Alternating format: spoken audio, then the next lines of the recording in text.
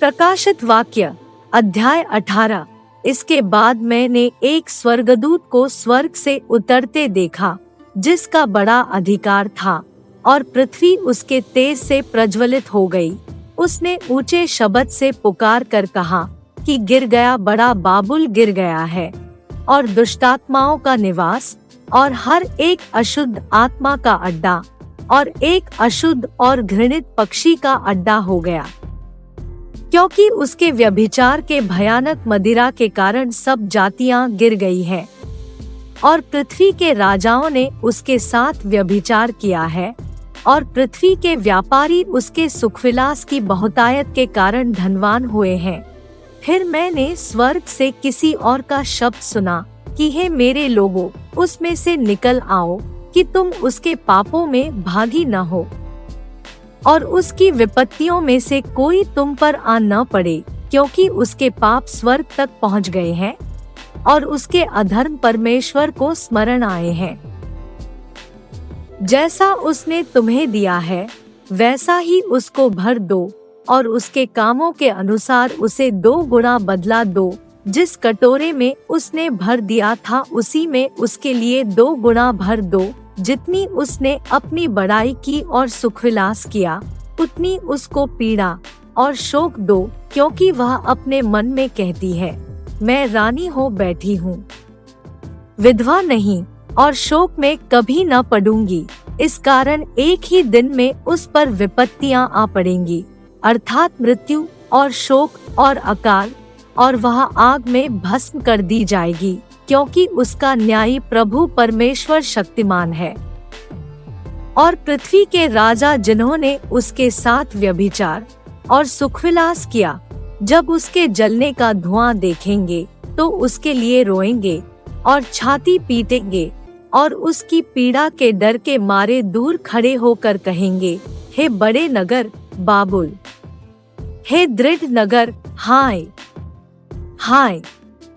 घड़ी ही भर में तुझे दंड मिल गया है।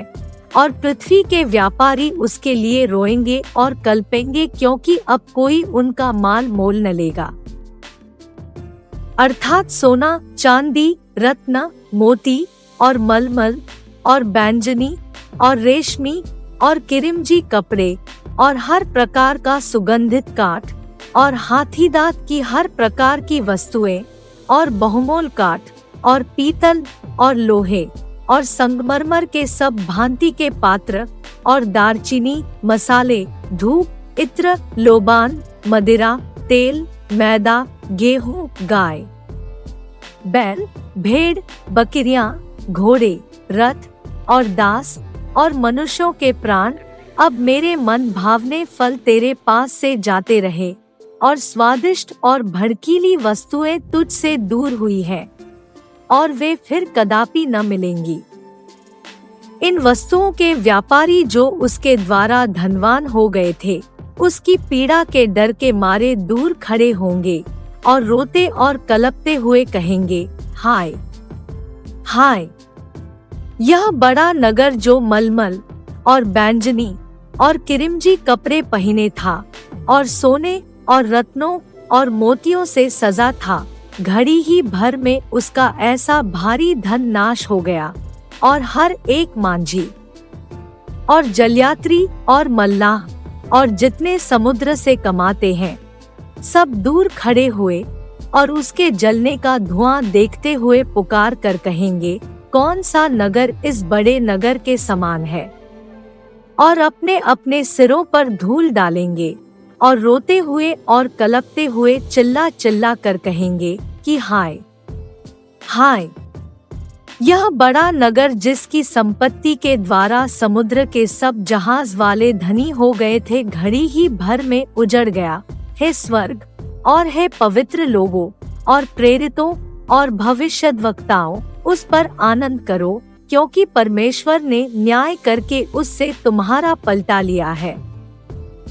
फिर एक बलवंत स्वर्गदूत ने बड़ी चक्की के पाट के समान एक पत्थर उठाया,